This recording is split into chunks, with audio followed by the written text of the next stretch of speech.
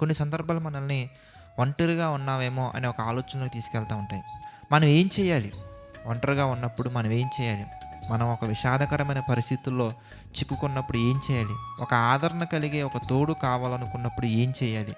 ప్రియులారా, మనం ఎప్పుడైనా గానీ మన జీవితంలో ఎటూ తోచని పరిస్థితుల్లో మనం ఇరుక్కుపోయినప్పుడు, మనకి ఎవ్వరూ లేరు అనే ఒక సంఘటనలోకి మనం వెళ్ళిపోయినప్పుడు, ఎలాంటి పరిస్థితుల్లో అయినా గానీ మనం కుడికైనను ఎడమకైనను తొలగిపోకుండా, పాపములో పడిపోకుండా మనం ఉండాలంటే గనక ఇదిగో బైబిల్ మనం ధ్యానించగలగాలి. ప్రతి ఒక్క సంఘటన కూడా మనకి ఆదరణ కలిగించే విధంగా, బుద్ధి కలిగించే విధంగా, నిరీక్షణ కలిగించే విధంగా దేవుడు వాక్యాన్ని రాయించారండి. కనుక ఎటువంటి పరిస్థితుల్లో ఉన్నా, ఆనందంలో ఉన్నా, బాధలో ఉన్నా, సంతోషంలో ఉన్నా, చింతించే పరిస్థితుల్లో ఉన్నా, ఎలాంటి పరిస్థితుల్లో ఉన్నా కానీ మరొక మనిషి మీద ఆధారపడకుండా ప్రియులారా, ఇదిగో వాక్యం మీద ఆధారపడి వాక్యాన్ని నిరంతరం ధ్యానించండి. దేవుడు మనకు ఎంతో గొప్ప ఆదరణ కలిగిస్తారు, ఎంతో గొప్ప ఆనందాన్ని కలిగిస్తారు.